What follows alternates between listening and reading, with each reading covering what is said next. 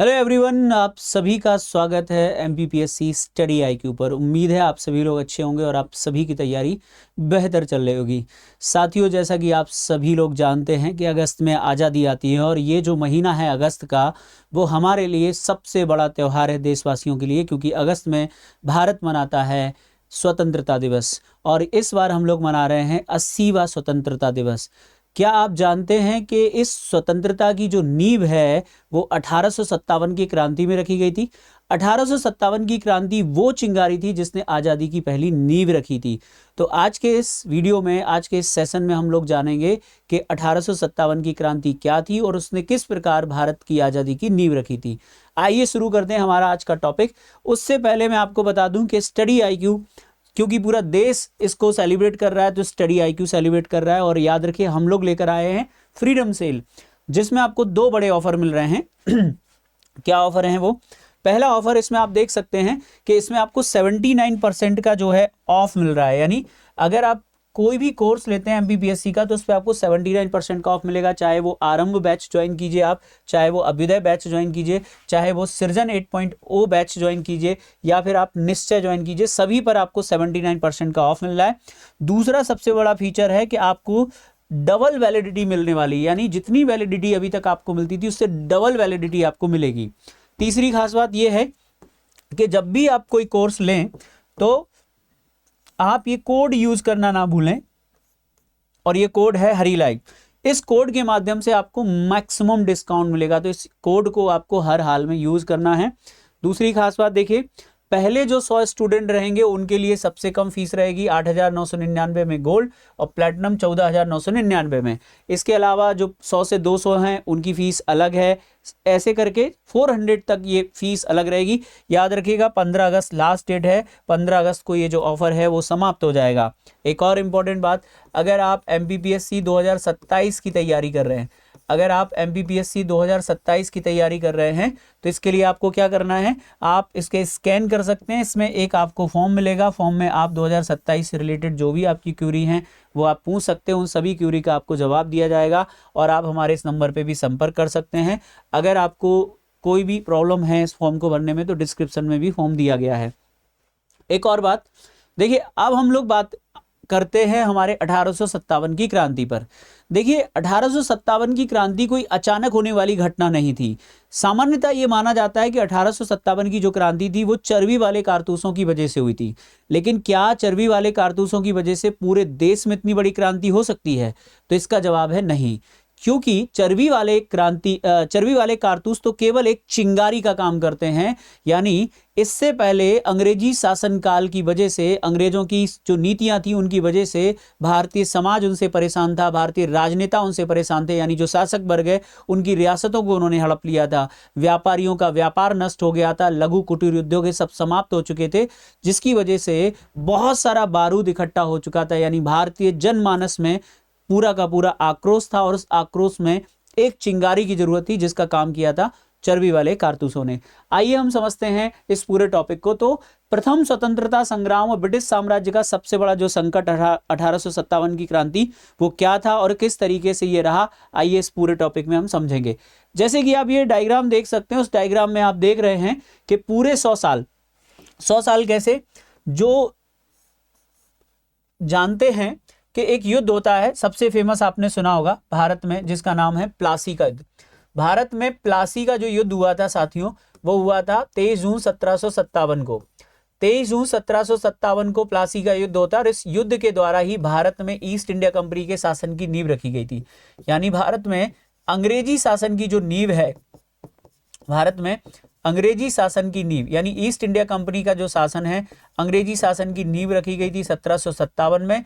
और 1757 से लेके 1857 तक हम लोग क्या हुए, हम लोग उबलते रहे। उबलते कैसे रहे? जैसे कि प्रेशर कुकर होता, उसमें जब नीचे से हीट जाती तो वो उबलता और एकदम फिर उसमें क्या होता है, या तो गैस निकाल दो या फिर क्या होगा, ब्लास्ट होगा।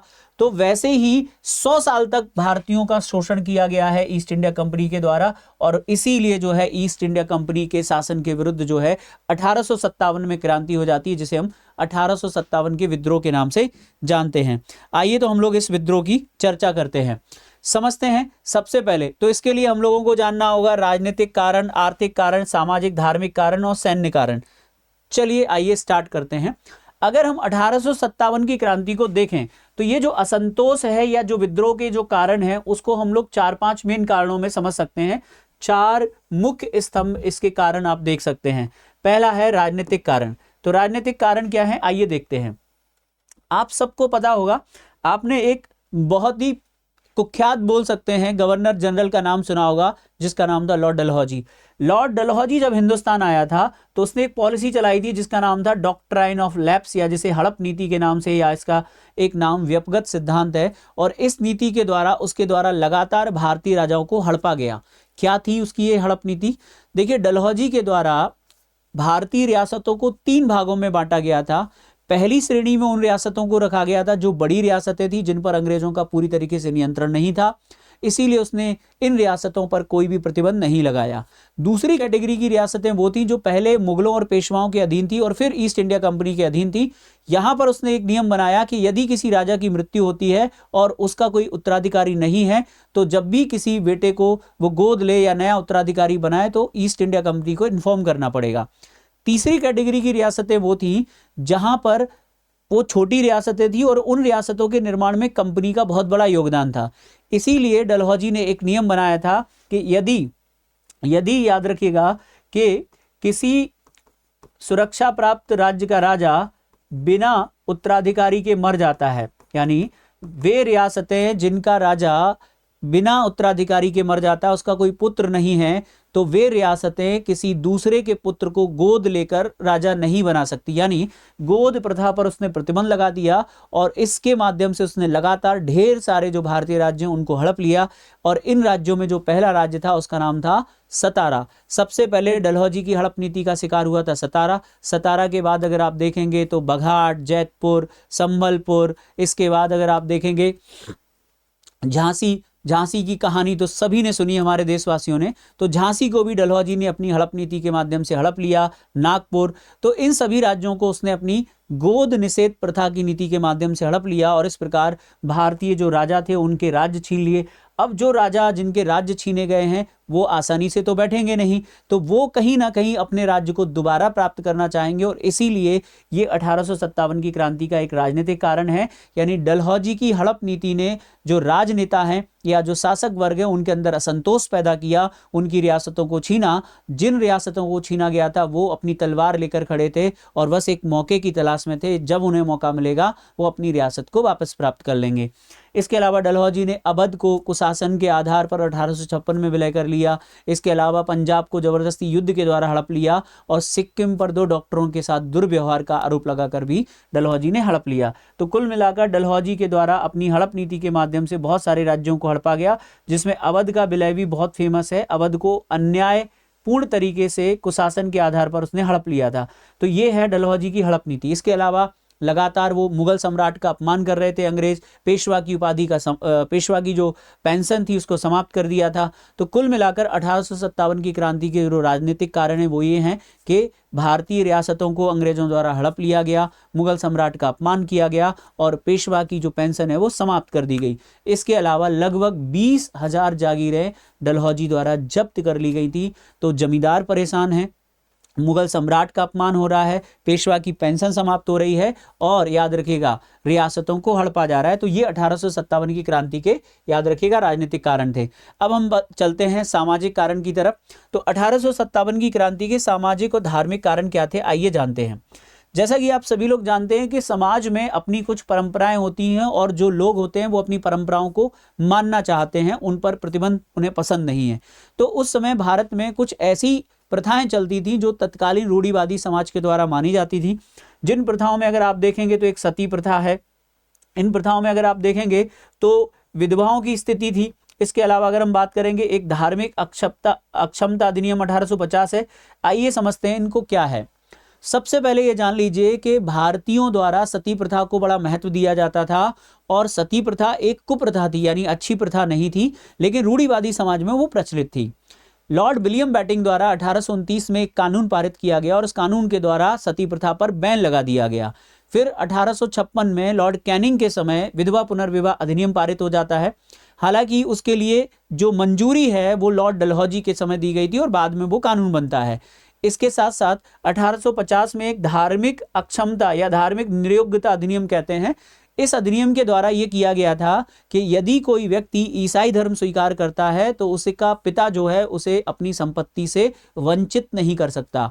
और अंग्रेजों के ये जो कार्य थे, सामाजिक जो कार्य थे, सामाजिक जैसे सती प्रथा पर रोक लगाना, विधवा पुनर्विवाह को शुरू करना, इन सभी की वजह से जो रूढ़िवादी समाज है वो नाराज था। उन्हें ये लगता था कि अंग्रेज जानबूझकर हमारी परंपराओं को समाप्त कर रहे हैं और एक दिन ऐसा आएगा जब वो हमारी सारी परंपराओं को क्या कर देंगे, समाप्त कर देंगे।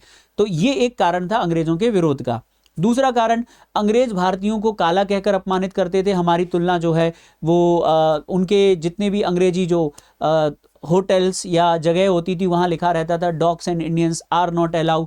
इसके अलावा अगर हम बात करें तो वो हमें काला कहकर अपमानित करते थे, हमें हर जगह पर प्रवेश नहीं देते थे, हमारी परंपराओं को समाप्त कर रहे थे। धार्मिक अगर हम कारणों की चर्चा करें तो धार्मिक कारणों में अगर आप देखेंगे तो लगातार वो भारतीयों का ईसाईकरण कर रहे थे, हमारे देवी देवताओं का मजाक उड़ा रहे थे, हमारी परंपराओं का मजाक उड़ा रहे थे। तो कुल मिलाकर ये इसके सामाजिक और धार्मिक कारण थे 1857 की क्रांति के। अब हम चलते हैं, याद रखिएगा, आर्थिक कारणों की तरफ। आर्थिक कारण क्या है? देखिए, आर्थिक कारणों में अंग्रेजों की स्थायी बंदोबस्त की नीति, रैयतवाड़ी, इसके अलावा महलवाड़ी, ये अंग्रेजों की कर प्रणालियां थी जिनके माध्यम से उन्होंने भारतीय किसानों से लगातार बहुत ज्यादा कर वसूला। भारतीय जो हस्तशिल्प उद्योग है, पारंपरिक उद्योग है, उनका पतन कर दिया। अब हम देखते हैं सैन्य कारणों को। तो सैन्य कारणों में अगर आप देखेंगे तो सामान्य सेना भर्ती अधिनियम 1856 है, जिसके द्वारा यह तय कर दिया गया था कि ईस्ट इंडिया कंपनी दुनिया के किसी भी हिस्से में अगर सैनिकों को भेजेगी तो उन्हें लड़ने जाना पड़ेगा। भारतीय धर्म के अनुसार उस समय समुद्र पार करना पाप माना जाता था, तो उन्हें समुद्र पार करने के लिए भेजा जाता था। ब्रिटिश सैनिकों के बीच भत्ते का अंतर था, यानी भारतीय सिपाहियों को सैलरी कम मिलती थी, भत्ते कम मिलते थे, और अंग्रेज सिपाहियों को अच्छा वेतन, अच्छा खाना और उन्हें ऊंचे पद मिलते थे, भारतीयों को ऊंचे पद नहीं मिलते थे। तो कुल मिलाकर आप ऐसा समझ लीजिए कि राजनीतिक कारण, सामाजिक कारण, आर्थिक कारण, सैन्य कारण, इन सब से हमने क्या किया, बारूद इकट्ठा कर लिया। ये एक एक बोरी बारूद हमने इकट्ठा ले लिया, यानी भारतीय समाज जनमानस में आक्रोश है, वो ईस्ट इंडिया कंपनी के शासन से नाराज है और गुस्सा इस हद तक बढ़ा हुआ है कि अगर बस एक मौका मिले तो वो अंग्रेजी शासन को समाप्त कर देंगे और इसमें चिंगारी का काम करेंगे चर्बी वाले कारतूस। आइए चर्बी वाले कारतूसों का किस्सा सुनते हैं। तो रॉयल इनफील्ड और मंगल पांडे का क्या कनेक्शन है, आइए समझते हैं। 1856 में ईस्ट इंडिया कंपनी अपने सैनिकों को एक नई राइफल देती है। 1856 में जो ईस्ट इंडिया कंपनी, उन्होंने अपने सिपाहियों को एक नई राइफल दी और इसका नाम था एनफील्ड राइफल्स।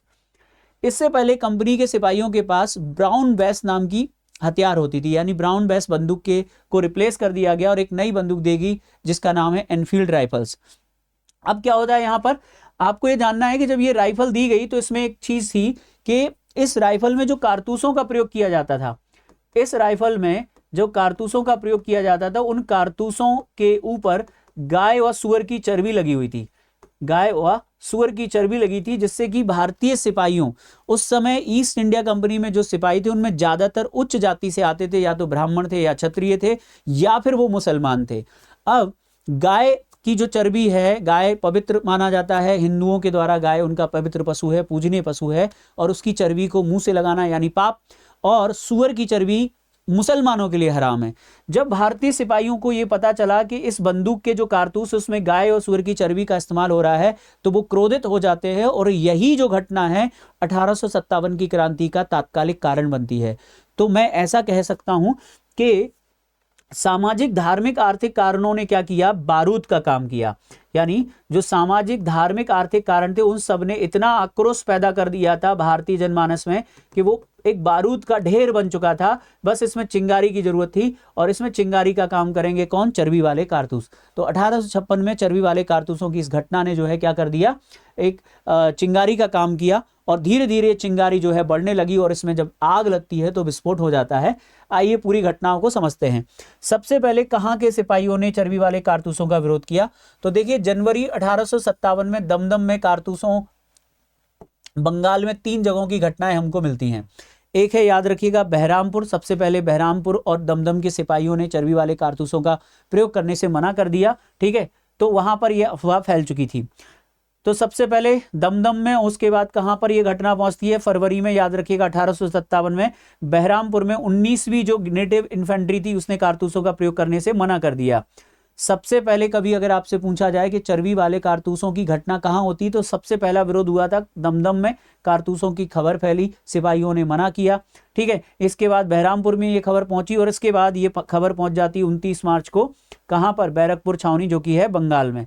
तो पश्चिम बंगाल के बैरकपुर छावनी में 29 मार्च 1857 को एक घटना घटती है और यही घटना भारतीय इतिहास में कहलाती है मंगल पांडे की घटना। क्या है एक घटना? बैरकपुर छावनी में एक सिपाही तैनात थे जिनका नाम था Mangal Pandey. Mangal Pandey basically 34 NI regiment के सिपाही थे। उनकी रेजिमेंट का नाम था 34 एनआई रेजिमेंट। तो 34वीं नेटिव रेजिमेंट के वो सिपाही थे और उनको जब ये पता चलता है कि इन कारतूसों में चर्बी है गाय और सुअर की, तो उन्होंने अपने रेजिमेंट के जितने भी उनके भाई बंधु थे, सिपाही थे साथी, उन सबको बता दिया कि इन कारतूसों में गाय और सुअर की चर्बी है। जब ये पता चला तो जो 34 नेटिव इन्फेंट्री है उसके सिपाही जो है आग बबूला हो गए और उन्होंने कहा कि ये तो पाप है और अब हम अंग्रेजों को नहीं छोड़ेंगे। तो कुल मिलाकर 29 मार्च 1857 को पूरी रेजिमेंट ने मना कर दिया कि वो कारतूसों का प्रयोग नहीं करेंगे। लेकिन याद रखिएगा, अब ये कारतूस इस तरीके से बना होता था, इसके ऊपर एक आवरण लगा होता था और इसमें जो है याद रखिएगा गाय और सुअर की चर्बी लगी थी। तो क्या रीजन माना भारतीय सिपाहियों ने कि हिंदुओं के लिए गाय पवित्र है और मुसलमानों के लिए सुअर हराम है, यह उनके धर्म को भ्रष्ट करने की एक योजना बताई। यानी अगर कोई पूछे कि 1857 की क्रांति का जो कारण है वो क्या है मेन, तो याद रखिएगा भारतीय सिपाहियों को इस बात का वो होना, संदेह होना कि अंग्रेज जानबूझकर उनका धर्म नष्ट करना चाहते हैं। देखते हैं क्या होता है। तो इस घटना को थोड़ा सा और ब्रीफ में समझते हैं। तो मंगल पांडे उस दिन क्या करते हैं, मंगल पांडे ने 29 मार्च 1857 को अपने 2 अधिकारी, जिसमें एक का नाम था याद रखिएगा लेफ्टिनेंट बाग और हैरसे, को गोली मार दी। लेफ्टिनेंट बाग और हैरसे को मंगल पांडे ने 29 मार्च 1857 को चर्बी वाले कारतूसों का विरोध करते हुए लेफ्टिनेंट बाग और हैरसे को गोली मार दी, जिसमें लेफ्टिनेंट बाग की डेथ हो जाती है और मंगल पांडे को गिरफ्तार कर लिया जाता है। और मंगल पांडे को गिरफ्तार करने के बाद याद रखिएगा, मंगल पांडे को गिरफ्तार करने के बाद 8 अप्रैल को उनको दे दी जाती है फांसी। तो 8 अप्रैल 1857 को मंगल पांडे को फांसी दे दी जाती है और मंगल पांडे कहलाते हैं इस क्रांति के पहले शहीद। तो 1857 की क्रांति के पहले शहीद थे हमारे मंगल पांडे। मंगल पांडे याद रखिएगा कहाँ थे, 34 नेटिव इन्फेंट्री के सिपाही हैं। कहाँ पर थी ये रेजिमेंट, तो याद रखिएगा बंगाल में थी। ठीक है, मुझे उम्मीद है कि यहाँ तक आपको चीजें क्लियर होंगी। आगे बढ़ते हैं, फिर क्या होता है।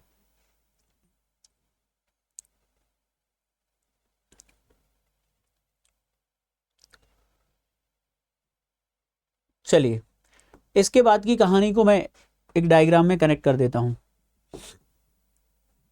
देखिए होता क्या है इसके बाद, मेरठ छावनी में घटना घटती है। मेरठ छावनी में क्या घटना घटती है, आइए हम समझते हैं। जब मंगल पांडे की घटना घटी थी तो क्या हुआ था कि आर्मी कोर्ट द्वारा मंगल पांडे को दोषी करार देते हुए मंगल पांडे को फांसी दे दी गई और 34 नेटिव इन्फेंट्री को क्या कर दिया गया, नष्ट कर दिया गया। लेकिन मेरठ छावनी में फिर इसके बाद घटना घटती है। तो मेरठ छावनी में क्या हो रहा है सुनिएगा जरा। मेरठ छावनी में 90 घुड़सवार सैनिक जो थे, कैवलरी मैन जो थे, इन घुड़सवार सैनिकों के द्वारा चर्बी वाले कारतूसों का प्रयोग करने से मना कर दिया जाता है। यानी 90 घुड़सवार सैनिक होते हैं और ये कहते हैं कि हम चर्बी वाले कारतूसों का प्रयोग नहीं करेंगे। तो जब इन सिपाहियों के द्वारा चर्बी वाले कारतूसों के प्रयोग का मना किया गया तो वहां इनको सजा दी गई। क्या सजा दी गई वहां पर, वहां इनको ये सजा दी जाती है, इनको ये कहा जाता है कि यदि उन्होंने इन कारतूसों का प्रयोग नहीं किया तो उनको 10 साल की सजा दी जाएगी।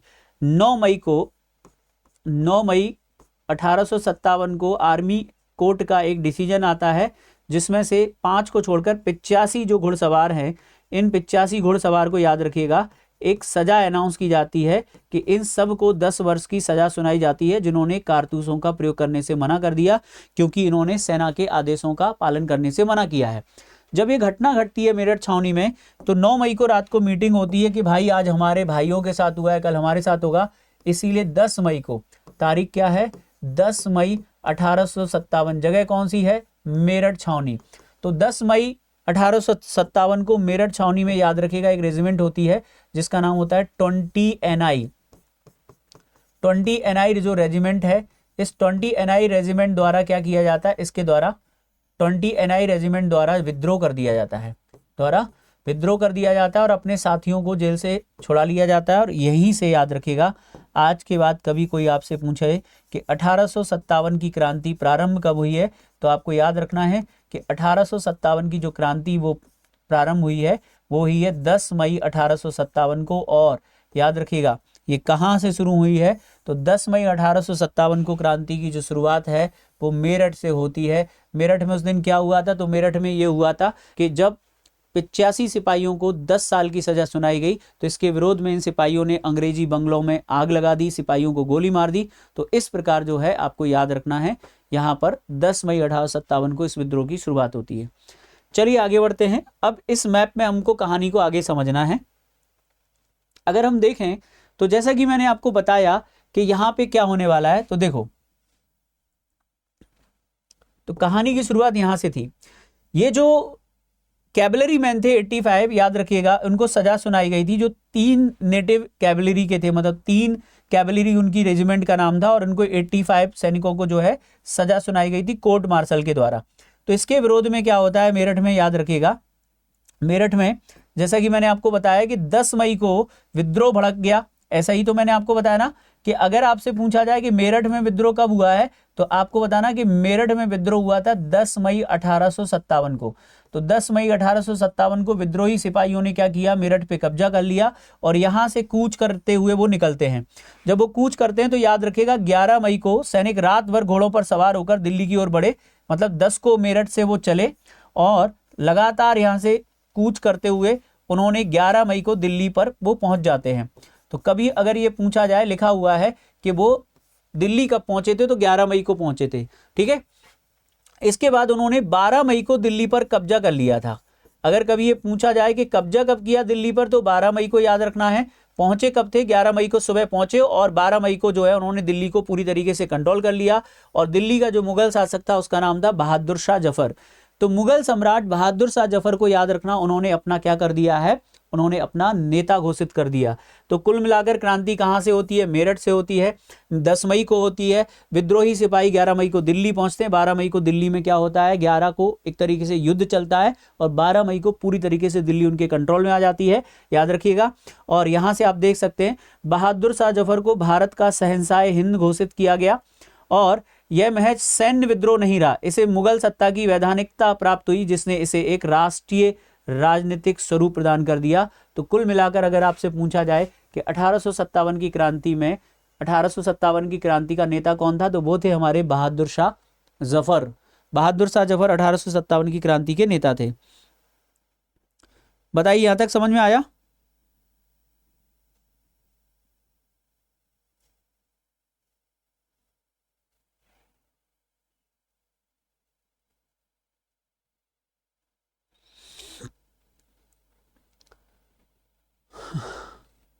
चलिए आगे बढ़ते हैं यहां से। तो कुल मिलाकर 10 मई को क्रांति होती है मेरठ में, 11 मई को दिल्ली पहुंचते, 12 मई को पूरा कंट्रोल कर लिया, और बहादुर शाह जफर को जो है क्या घोषित कर दिया गया, शहंशाह हिंदुस्तान। आइए देखते हैं किस तरीके से इसका जो 1857 का जो विद्रोह है वो फैल जाता है, और इसमें आपको समझना है आगे। देखिए ये जो भाग आप देख रहे हैं ना, इन भागों में ये विद्रोह बड़ी तेजी से फैला था, इसीलिए इन एरियाज को यहाँ पे रेड किया गया है। अब देखिए सक्रिय क्षेत्र कौन से थे। मेरठ में विद्रोह भड़कने के बाद मेरठ से दिल्ली, और दिल्ली के बाद देखो दिल्ली, अवध यानी लखनऊ, रोहेलखंड, बुंदेलखंड, ठीक है, पश्चिमी बिहार, और विद्रोह मुख्य रूप से गंगा मैदानों और मध्य भारत की सीमा तक ही रहा। यानी आपको इससे एक बात समझना है कि जो 1857 की क्रांति वो पूरे देश भर में नहीं हो पाई, इसका जो स्वरूप है वो सीमित रहा, और यही जो कारण है इसके पतन का भी, यानी इसकी असफलता का भी रहेगा। आगे बढ़ते हैं। शांत क्षेत्र, ऐसे क्षेत्र जो शांत रहे 1857 की क्रांति के दौरान, क्योंकि ये आपको जानना जरूरी है। तो मद्रास हो गया, बॉम्बे हो गया, बंगाल का अधिकांश हिस्सा, राजपूताना हो गया पूरा का पूरा, राजस्थान और पंजाब, इन जगहों पर विद्रोह नहीं भड़का था। केवल विद्रोह जो है एमपी के इलाकों में, यूपी के इलाकों में, यहीं पर सबसे ज्यादा विद्रोह फैला हुआ था। कुछ हिस्सा अगर राजस्थान में जाएंगे तो केवल कोटा, उड़ीसा में जाएंगे तो 1-2 जगह पर हुआ था, और असम में कुछ जगह पर हुआ था। चलिए आगे बढ़ते हैं। अब इस कहानी में इस विद्रोह के कुछ बड़े चेहरे हैं जिनके बारे में हमको जानना है। 1857 की क्रांति, जैसा कि मैंने आपको बताया, 1857 की क्रांति हो जाती है और उसके बाद इस क्रांति को अलग अलग लोग लीड करते हैं। तो आइए इनकी कहानी को हम लोग सुनते हैं।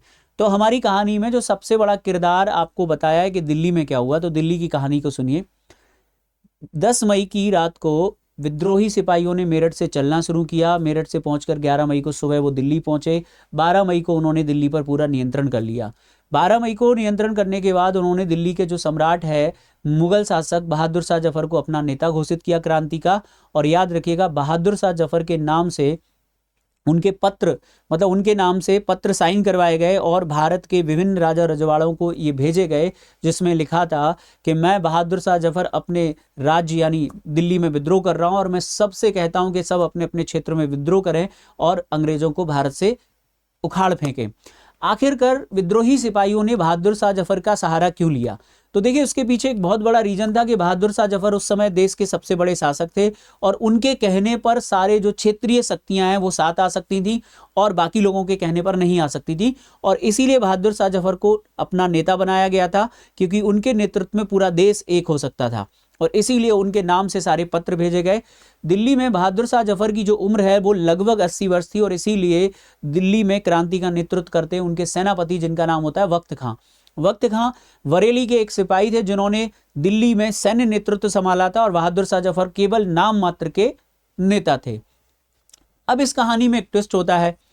बहादुर शाह जफर क्योंकि वृद्ध थे इसीलिए वो ज्यादा सक्षम नहीं थे और क्रांति का नेतृत्व संभाल रहे थे वक्त खां। अब अंग्रेजों ने अपनी एक टुकड़ी जो है दिल्ली पर नियंत्रण करने के लिए भेजी और 2 अंग्रेज अधिकारी बड़ी तेजी से दिल्ली की तरफ बढ़ते हैं, जिनका नाम होता है जॉन निकलसन और हडसन। जॉन निकलसन और हडसन जब दिल्ली पर नियंत्रण करने के लिए आगे बढ़े तो निकलसन इस युद्ध में मारा गया और हडसन ने दिल्ली पर कंट्रोल कर लिया। तो अगर कभी ये पूछा जाए कि सबसे पहले, याद रखना, अंग्रेजों द्वारा नियंत्रित करने वाला क्षेत्र कौन सा था, तो वो दिल्ली थी। अंग्रेजों ने दिल्ली पर नियंत्रण कर लिया क्योंकि पंजाब से उनको सहायता मिल गई थी। जब उन्होंने दिल्ली पर नियंत्रण कर लिया तो उन्होंने बहादुर शाह जफर को कैद कर लिया और बहादुर शाह जफर के 2 बेटे और एक पौत्र को उनकी हत्या कर दी गई। बहादुर शाह जफर, उनकी पत्नी जीनत महल को, याद रखिएगा, गिरफ्तार कर लिया गया और उन्हें रंगून भेज दिया गया। रंगून वर्तमान म्यांमार में है और वहीं पर जब वो कैद रहते हैं तो कैदी जीवन में उनकी मृत्यु हो जाती है। रंगून की जेल में ही बहादुर शाह जफर की मृत्यु हो गई। बहादुर शाह जफर का जो हर्ष रहा उस पर बहादुर शाह जफर ने एक शेर लिखा था कि ना किसी की आंख का नूर हूं ना किसी के दिल का करार, ना किसी की आंख का नूर हूं ना किसी के दिल का करार, जो किसी के काम ना आ सका मैं वो बुझता हुआ चिराग हूं। बहादुर शाह जफर की कब्र रंगून में बनी हुई है, जहां पर लिखा है कि जफर इतना बदनसीब था कि उसे अपने मुल्क में ना 2 गज जमी मिली ना 2 गज कफन मिला। तो ये बहादुर शाह जफर का किस्सा था। 1862 में बहादुर शाह जफर की मृत्यु रंगून में हो गई। उनका मकबरा वहीं पर बना है। वो अपनी पत्नी जीनत महल के साथ वहां पे कैद रहे। बहादुर शाह जफर के समकालीन दिल्ली में एक बहुत ही प्रसिद्ध शायर और कवि थे जिनका नाम है मिर्जा गालिब। मिर्जा गालिब ने 1857 की क्रांति को अपनी आंखों से देखा था और उस पर उन्होंने एक शेर लिखा था जब वो दिल्ली में थे। उन्होंने, जब दिल्ली में विद्रोह हो रहा था, अंग्रेजों और सिपाहियों के मध्य युद्ध चल रहा था, तो उन्होंने कहा था कि आज मेरे सामने रक्त का सैलाब है, आज मेरे सामने रक्त का सैलाब है, आगे खुदा ही जाने क्या देखना वदा है। तो कुल मिलाकर आपको ये याद रखना है कि दिल्ली का नेता कौन है, बहादुर शाह जफर, सेनापति कौन है उनके, वक्त खां, और याद रखिएगा मिर्जा गालिब उनके समकालीन थे जिन्होंने इस विद्रोह को देखा था। चलिए आगे बढ़ते हैं दिल्ली से। दिल्ली के बाद ये जो क्रांति है वो 2 जगह पर फैल जाती है, एक कानपुर और लखनऊ यानी अवध में। तो आइए लखनऊ और जो है अवध की कहानी को सुनते हैं। अवध, तो सबसे पहले हम लोग चलते हैं अवध में, चलते हैं अवध, फिर हम लोग कानपुर में चलेंगे तीसरे नंबर पे, ठीक है। चलिए, तो सबसे पहले हम अवध की कहानी को शुरू करते हैं। अवध की क्या कहानी और अवध में हुआ क्या था, बहुत ध्यान से सुनेगा। तत्कालीन समय में अवध के जो नवाब थे उनका नाम था वाजिद अली शाह। वाजिद अली शाह संगीत के बहुत बड़े शौकीन थे, बहुत बड़े नर्तक भी थे। वाजिद अली शाह ने उस समय संगीत पर एक बहुत ही प्रसिद्ध ठुमरी लिखी थी जिसका नाम था मोरा पीहर छूटा जाए। मोरा पीहर छूटा जाए संगीत की उनकी लिखी एक बहुत ही प्रसिद्ध ठुमरी थी। इसके अलावा उन्होंने बहुत सारी बातें भी लिखी हैं। जब उन्होंने ये ठुमरी लिखी तो क्यों लिखी ये मैं आपको बता रहा हूँ। 1856 में क्या हुआ था, इसमें दिया है, देखो 1856 में अवध के जो नवाब थे उनका नाम था वाजिद अली शाह। अवध के नवाब थे जिनका नाम था वाजिद अली शाह। तो वाजिद अली शाह को जो है याद रखिएगा, वाजिद अली शाह यहाँ के नवाब थे और उनकी जो बेगम है उनका नाम है क्या, बेगम हजरत महल। 1856 में अंग्रेजों के द्वारा अवध को जबरदस्ती हड़प लिया गया। 1856 में अवध का विलय कर लिया गया। क्या कर लिया गया, 1856 में अवध का विलय कर लिया गया। और जब अवध का विलय कर लिया गया, अवध को जबरदस्ती कुशासन का आरोप लगाकर छीन लिया गया, तो जब उन्हें अवध खाली करने के लिए बोला गया तो अवध के जो नवाब थे वाजिद अली शाह, उन्होंने उसी समय जो है एक ठुमरी लिखी थी और उस ठुमरी का नाम था मोरा पीहर छूटा जाए। इसके अलावा उनकी कुछ लाइनें भी थी कि दारो दीवार पे हसरत की नज़र करते हैं, खुश रहना ए वतन के लोगों अब हम तो सफ़र करते हैं। ये उनके कुछ शेर की पंक्तियां थी। तो वाजिद अली शाह को जब नज़रबंद कर लिया गया तो फिर क्या होता है, अवध को हड़प लिया गया 1856 में। अवध पर जो आरोप लगाया गया था वो कुशासन का आरोप लगाया था अंग्रेजों ने। जब क्रांति हुई और अवध की बेगम को पता चला कि दिल्ली में बहादुर शाह जफर ने विद्रोह कर दिया, तो जून में उन्होंने भी अपने यहाँ विद्रोह कर दिया और विद्रोह करके उन्होंने जो अवध है यानी लखनऊ, इस पे कब्जा कर लिया। तो देखिए क्या है, तो कारण क्या था उनके विद्रोह का, क्योंकि वाजिद अली शाह के निर्वासन और अवध के विलय का वो विरोध कर रही थी। उन्होंने क्या कार्रवाई की, उन्होंने अपने नाबालिग बेटे जिसका नाम था ब्रिजेश कादिर, क्या नाम था, ब्रिजेश कादिर को नवाब घोषित किया और अवध में जन विद्रोह का नेतृत्व किया। दो बड़ी बातें हो गई। इसका परिणाम ये रहा कि जब अंग्रेज उनके विद्रोह को दबाने के लिए आए तो उन्होंने समर्पण करने की जगह वो नेपाल चली जाती हैं। बेगम हजरत महल को महक की परी के नाम से भी जाना जाता है, महक की परी भी इनको कहते हैं। कहते हैं कि बेगम हजरत महल ने अंग्रेजों से लड़ने के लिए महिलाओं की एक विंग बनाई थी, यानी महिलाओं का एक सशस्त्र ग्रुप बनाया था और उनकी एक सशस्त्र सिपाही का नाम ऊदा देवी था। ऊदा देवी वो महिला थी जिनके पति जब मदारी पासी की जब डेथ हो जाती है तो उन्होंने क्या किया था कि एक एक पेड़ है पीपल का या बरगद का पेड़ है, उस पेड़ पे वो चढ़ जाती हैं और कहते हैं जब अंग्रेज उस जगह पर आए तो उन्होंने क्या है, उस पेड़ से अंग्रेजों की खोपड़ियों में, सर में सटीक निशाने लगाए। इसीलिए ऊदा देवी को भारत की पहली महिला स्नाइपर के नाम से जाना जाता है। उन्होंने लगभग 32 से 30 अंग्रेज सिपाहियों को मार डाला था। जब अंग्रेजों को पता चला कि गोली ऊपर से आ रही तो कहते हैं उन्होंने पेड़ पे अंधाधुंध गोलियां चलाई और जब देखा तो ऊपर से एक सैनिक गिरता है। जब उस सैनिक को देखा तो उस सैनिक का जब सर से पगड़ी हटाई गई तो पता चला वो एक महिला थी जिनका नाम था ऊदा देवी। ऊदा देवी जो भारत की पहली महिला स्नाइपर थी जिन्होंने 32 से 34 सिपाहियों को अकेले मार डाला था। इसके अलावा कई सारी महिलाओं ने बेगम हजरत महल का साथ दिया था, लेकिन बेगम जो हैं नेपाल भाग जाती हैं और यहाँ पर जो विद्रोह है वो समाप्त हो जाता है। तो कुल मिलाकर बेगम हजरत महल ने अवध में जो है विद्रोह का नेतृत्व किया और पूरा प्रयास किया कि वो अंग्रेजों को अपने क्षेत्र से निकाल दें, लेकिन बाद में जब अंग्रेज आए और उन्होंने यहाँ पर दोबारा से कब्जा कर लिया और बेगम हजरत महल नेपाल भाग जाती हैं। तो ये सारे फैक्ट यहाँ पर आपके कवर हो जाएंगे, सारी चीज़ें, किसको नवाब घोषित किया था, कहाँ वो चली जाती हैं, ये आपको याद रखना है। इनके विद्रोह को दबाने के लिए जिस अंग्रेज अधिकारी को भेजा गया था उसका नाम कैंपबेल था। कैंपबेल दोनों जगह पर जाता है, कानपुर में भी जाता है और यहाँ पे भी कैंपबेल ने और यहाँ पे भी कैंपबेल ने। आइए कैंपबेल के दूसरे अभियान यानी कानपुर की बात करते हैं। तो ये कानपुर की ये अवध की कहानी हो गई। अब हम चलते हैं कानपुर की तरफ। कानपुर में देखें कौन है। कानपुर में जो हैं वो है नाना साहब। नाना साहब कौन है, सबसे पहले तो सुन लीजिए। नाना साहब पेशवा बाजीराव द्वितीय के दत्तक पुत्र थे, यानी गोद लिए हुए बेटे थे। और इनको याद रखिएगा कि जब डलहौजी गवर्नर जनरल था तो वो पेशवा बाजीराव द्वितीय को एक पेंशन देता था, यानी ईस्ट इंडिया कंपनी की तरफ से पेशवा बाजीराव द्वितीय को एक पेंशन मिलती थी।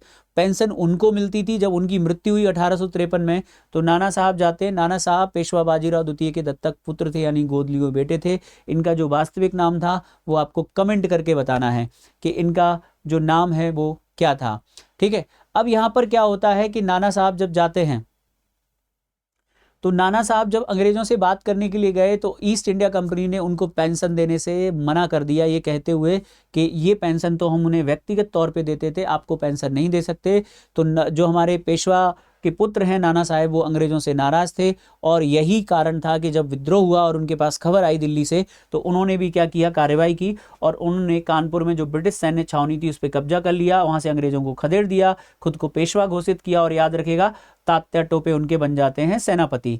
तो इस प्रकार आपको याद रखना है कि कानपुर में विद्रोह का जो झंडा है वो नाना साहब ने उठाया था, उन्होंने तात्या टोपे को अपना सेनापति बनाया। बाद में जब अंग्रेज आते हैं तो अंग्रेजों ने इनको हरा दिया और अंग्रेजों से हारने के पश्चात ये जो हैं वो नेपाल भाग जाते हैं। नाना साहब के बारे में आपको एक चीज़ और याद रखना है, नाना साहब के जो सलाहकार थे वो अजीमुल्ला खां थे। नाना साहब के सलाहकार कौन थे? अजीमुल्ला खां थे, जिन्हें क्रांति दूत भी कहा जाता है। अजीमुल्ला खां, जिन्हें क्रांति दूत भी कहते हैं। इसके अलावा आप जानते होंगे कि जो नाना साहब हैं, नाना साहब यहाँ पर नेपाल भाग जाते हैं, तो ये आपको याद रखना है। जब नाना साहब ने कानपुर पे कब्जा किया था उस समय एक घटना और घटी थी कि जब नाना साहब के सिपाहियों ने कानपुर छावनी पर कब्जा किया तो उस समय कुछ अंग्रेजों ने सरेंडर कर दिया था। नाना साहब ने अंग्रेजों को ये कहा था कि यदि देखिए, इस समय कानपुर छावनी का जो एक अधिकारी था उसका नाम था सर व्हीलर। सर व्हीलर ने नाना साहब से कुछ समय मांगा कि यदि आप हमें सुरक्षित निकल जाने दें तो हम छावनी छोड़ने के लिए तैयार हैं। तो नाना साहब ने कहा कि भाई निकल जाओ, लेकिन जब वो जा रहे थे तो कुछ सिपाहियों को, नाना साहब के सिपाहियों ने कैद कर लिया, कुछ लोगों को, कुछ अंग्रेजों को, और बाद में कानपुर के एक घाट जिसका नाम था सती चौरा घाट पर उनकी हत्या कर दी गई थी। इस घटना को अंग्रेजों ने नाना साहब के ऊपर एक तरीके से वादा खिलाफी का आरोप लगाया था और ये घटना नाना साहब के चरित्र पर कलंक मानी जाती है। जो सती चौरा घटना का संबंध भी नाना साहब से आप ये याद रख सकते हैं। तो अभी हम स्टोरी सुन रहे हैं कि इनका क्या योगदान रहा।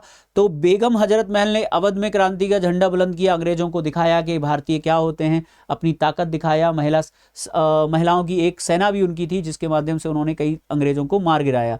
अगर कभी पूछा जाए सबसे ज्यादा अंग्रेज अधिकारियों की डेथ कहाँ हुई थी, तो याद रखना अवध के विद्रोह को दबाने के दौरान हुई थी। नाना साहब का किस्सा हो गया। आगे बढ़ते हैं। अगले चेहरे में एक बहुत ही पावरफुल चेहरा आप देख रहे हैं जिनका नाम है रानी लक्ष्मीबाई। रानी लक्ष्मीबाई के बारे में आप सभी लोग जानते होंगे। आइए रानी लक्ष्मीबाई को आगे कंटिन्यू करते हैं।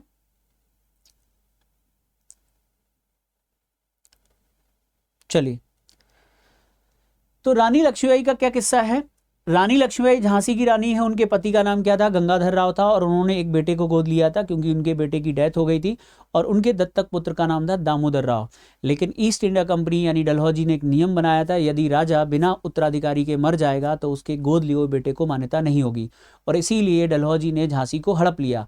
जब झांसी को हड़पा तो रानी लक्ष्मीबाई ने इंग्लैंड के प्रिवी काउंसिल तक जो है पूरी जोर लगाया कि हमारा झांसी उनको मिल जाए, और उन्होंने कहा था कि मैं अपनी झांसी नहीं दूंगी। लेकिन होता क्या है कि डलहौजी के द्वारा हड़प लिया जाता है। जब 1857 में ये विद्रोह हुआ तो रानी के पास भी खबर आई, और रानी ने भी जून में झांसी में विद्रोह कर दिया, और याद रखिएगा उन्होंने झांसी पर कब्जा कर लिया। तो कारण क्या है? कारण है कि डलहौजी ने उनके दत्तक पुत्र दामोदर राव को उत्तराधिकारी मानने से इनकार कर दिया हड़प नीति के माध्यम से, और उनके राज्य को हड़प लिया। तो कार्रवाई रानी ने क्या की कि ह्यूरोज के खिलाफ, याद रखे, अद्वितीय वीरता से लड़ी और ग्वालियर पे कब्जा कर लिया, झांसी पे कब्जा कर लिया। और इसका परिणाम ये हुआ कि जब फाइनली ह्यूरोज उनका पीछा करते हुए जून में ग्वालियर आया, तो याद रखिएगा ग्वालियर में युद्ध करते हुए, ह्यूरोज से युद्ध करते हुए रानी लक्ष्मीबाई जो हैं वीरगति को प्राप्त हो जाती हैं। 17 जून 1858 को रानी लक्ष्मीबाई ग्वालियर में एक युद्ध होता है, कोटे की सराय का युद्ध, और इस युद्ध में जो है शहीद हो जाती हैं।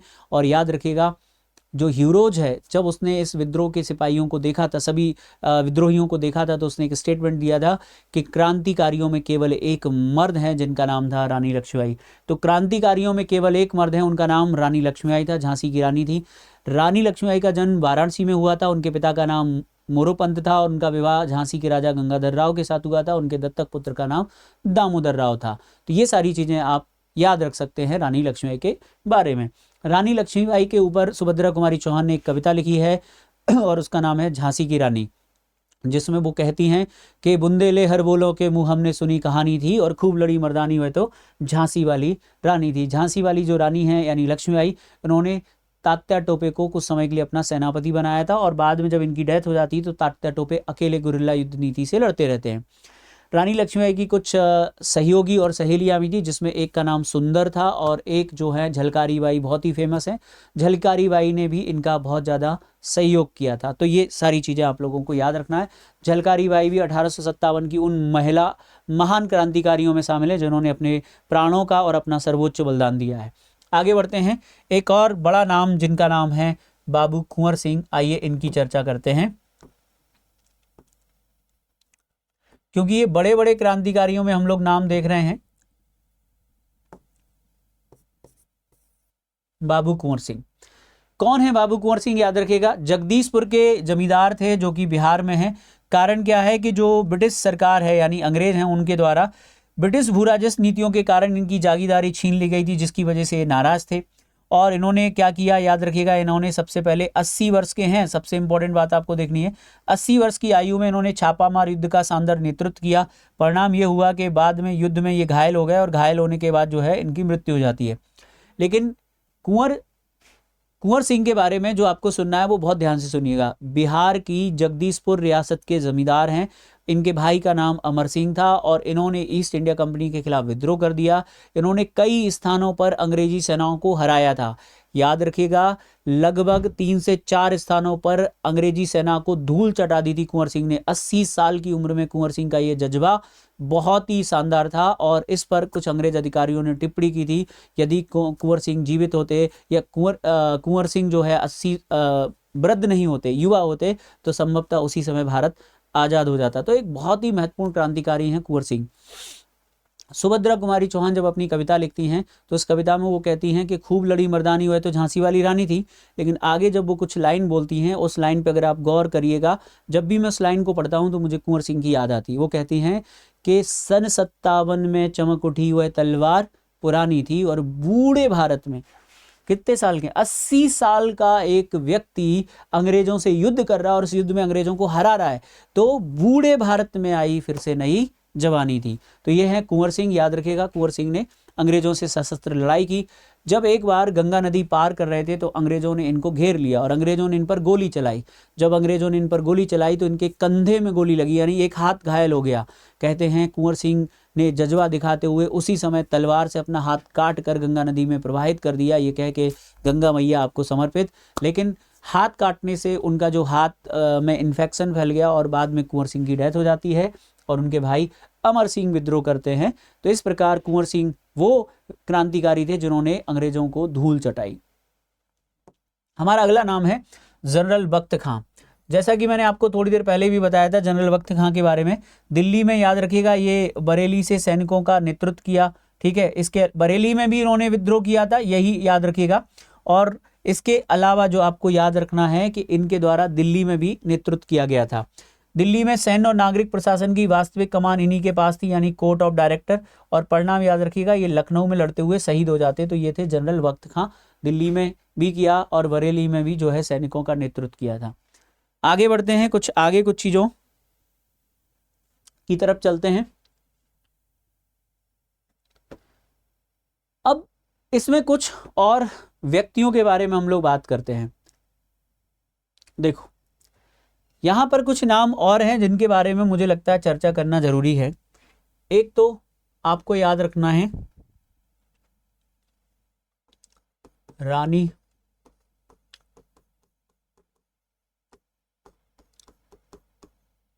अवंतीबाई। एक नाम याद रखना है आपको तात्या टोपे। एक नाम याद रखना है आपको मौलवी अहमदुल्ला।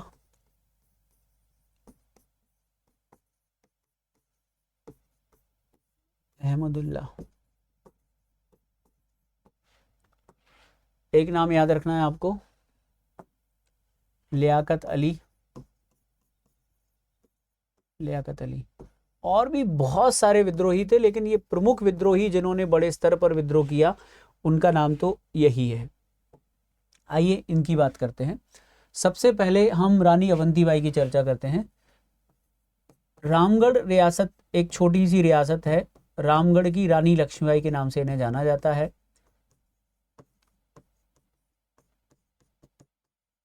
कहा जाता है। ये रामगढ़ रियासत एमपी में है, याद रखिएगा। तो एमपी की एक रियासत थी रामगढ़, और वहाँ की जो शासिका हैं जिनका नाम है रानी अवंतीबाई। रानी अवंतीबाई भी अंग्रेजों से नाराज थी, और उसका कारण था कि रानी अवंतीबाई के राज्य पर भी अंग्रेजों ने अपना नियंत्रण स्थापित कर लिया था, और इसीलिए रानी अवंतीबाई नाराज थी और वो चाहती थी कि उनके राज्य से अंग्रेजों का हस्तक्षेप हटे। इसीलिए उन्होंने अपने जो उनके राज्य पर नियंत्रण करने वाला अंग्रेज अधिकारी था वार्डन, उसके विरुद्ध विद्रोह कर दिया। जब ये विद्रोह कर दिया तो अंग्रेजी सेना उनसे लड़ने के लिए आती है, और अंग्रेजी सेना से युद्ध करते हुए 20 मार्च 1858 को रानी अवंतीबाई शहीद हो गई। और रानी अवंतीबाई ने, याद रखिएगा, रानी अवंतीबाई जो हैं ये 1857 की क्रांति की पहली महिला शहीद कहलाती हैं, क्योंकि रानी लक्ष्मीबाई से पहले ये शहीद हुई थी। तो याद रखिएगा, इन्हें रामगढ़ की रानी लक्ष्मीबाई कहा जाता है। तात्या टोपे जी के बारे में भी हम लोग थोड़ी सी चर्चा कर लेते हैं। इनका जो मूल नाम था वो था रामचंद्र पांडुरंग। रामचंद्र पांडुरंग इनका नाम था, और इन्होंने पहले तात्या टोपे ने, याद रखिएगा, पहले नाना साहब का साथ दिया, फिर रानी लक्ष्मीबाई का साथ दिया। फिर जब रानी लक्ष्मीबाई और तात्या टोपे नाना साहब कानपुर चले गए, रानी लक्ष्मीबाई की डेथ हो गई, तो इन्होंने गुरिल्ला युद्ध नीति अपनाई। और गुरिल्ला युद्ध नीति के माध्यम से विद्रोह रखा। लेकिन बाद में जब ये पकड़े गए तो 18 अप्रैल 1859 को इनको पकड़कर अंग्रेजों ने शिवपुरी में फांसी दे दी। शिवपुरी में क्या दे दी? तो याद रखिएगा, शिवपुरी में फांसी दे दी। तो इस प्रकार तात्या टोपे ने भी एक लंबा संघर्ष किया गुरिल्ला युद्ध नीति के द्वारा, अंग्रेजों के लिए कष्टदायक बने रहे और अंग्रेजों से लगातार संघर्ष करते रहे, लेकिन इनको भी गिरफ्तार कर लिया गया। और इनको धोखा देने का काम किया था नरवर के जमींदार। नरवर का जमींदार था, उसका नाम था मान सिंह ने धोखे से इनको बुलाया और इनको गिरफ्तार करवा दिया था, याद रखिएगा। तो मान सिंह ने इनको क्या दिया था? धोखा दिया था, और मित्र बनकर धोखा दिया। तो ये पूछा जाता है 1857 की क्रांति का वो वीर जिसे उसके मित्र ने धोखे से गिरफ्तार करवा दिया था, तो उनका नाम तात्या टोपे था और धोखेबाज का नाम मान सिंह था। लियाकत अली की बात करते हैं।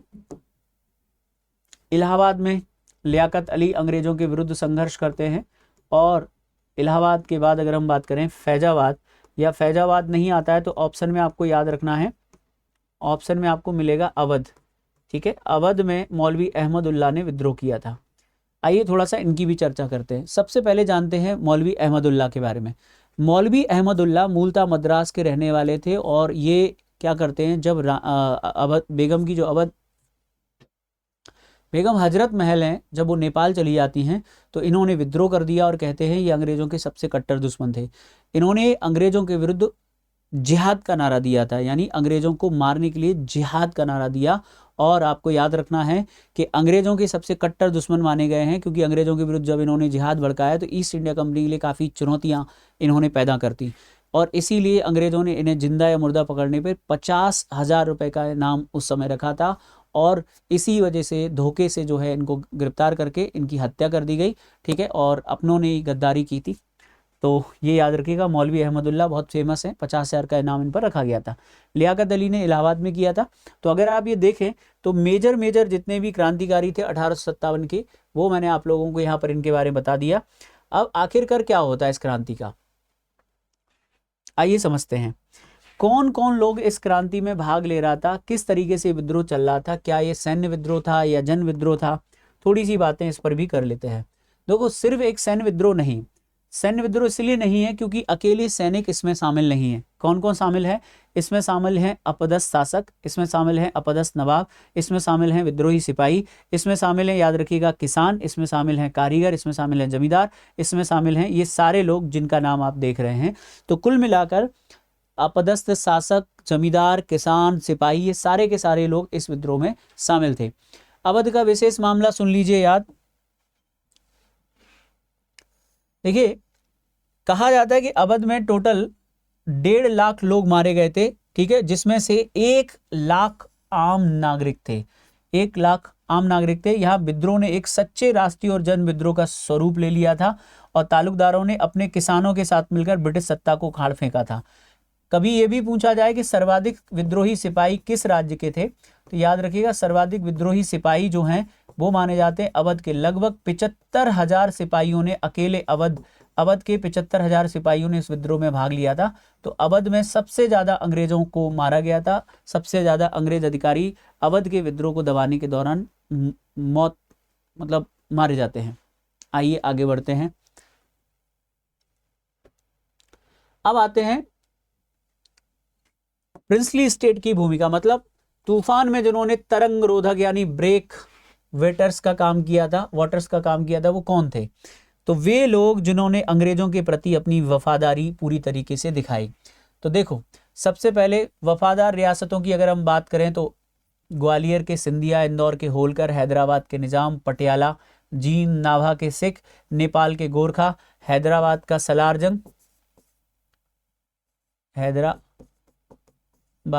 सलारजंग, और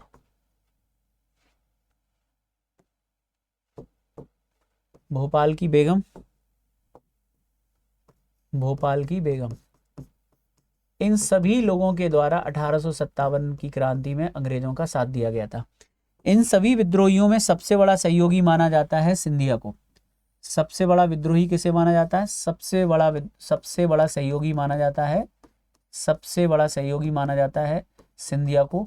ठीक है, लॉर्ड कैनिंग ने ये कहा था कि 1857 की क्रांति एक आंधी थी, इसमें हम तिनके की तरह उड़ जाते यदि सिंधिया हमें नहीं संभालते। तो ये वो प्रिंसली स्टेट थी, वो रियासतें थी जिन्होंने 1857 के विद्रोह में अंग्रेजों का साथ दिया था। तो ये भी आप याद रख सकते हैं। इन रियासतों ने तूफान में तरंग रोधक के रूप में काम किया, अन्यथा हम एक ही लहर में बह गए होते। देखो, ये कहा था लॉर्ड कैनिंग ने कहा था। तो लॉर्ड कैनिंग ने क्या कहा था? इन रियासतों ने तूफान में तरंग रोधक के रूप में काम किया था, अन्यथा हम एक ही लहर में बह गए होते। और इसमें भी उन्होंने सिंधिया का स्पेसिफिक नाम लिया था। तो मुझे उम्मीद है कि आप लोगों को ये बात अच्छे से यहाँ तक समझ में आ गई होगी। तो ये 1857 की क्रांति का एक पार्ट हम लोग कवर कर चुके हैं।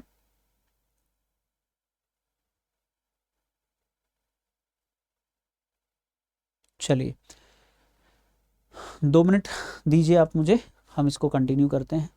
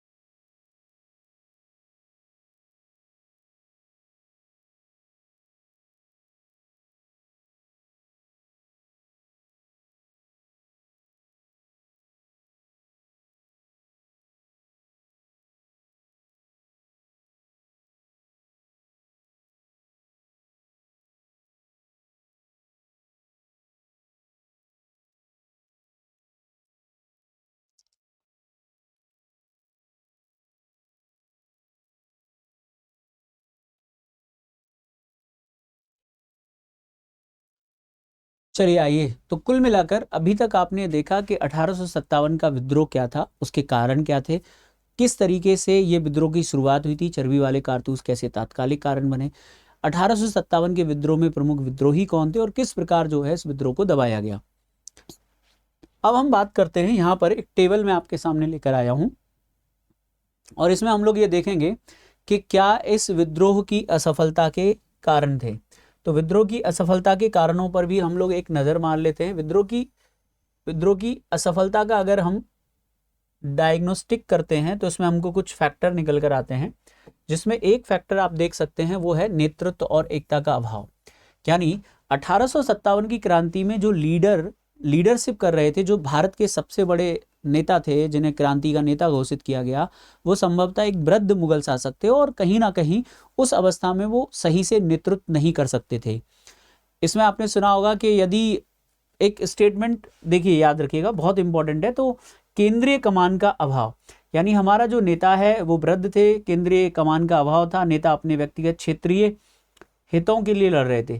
यानी हर व्यक्ति जो है वो अपने हितों के लिए लड़ रहा था और कोई सेंट्रल लेवल पर कोई बड़ा एक लीडर नहीं था जो इस विद्रोह को कंट्रोल कर सके या इस विद्रोह को नियंत्रित कर सके। तो हम ये कह सकते हैं नेतृत्व के अभाव में ये विद्रोह असफल हो गया, क्योंकि सब अपने अपने मुद्दों के लिए अपने स्तर पर लड़ रहा था। कोई ये नहीं चाहता था या कोई ऐसा नहीं था जो सबको लेकर चल सके।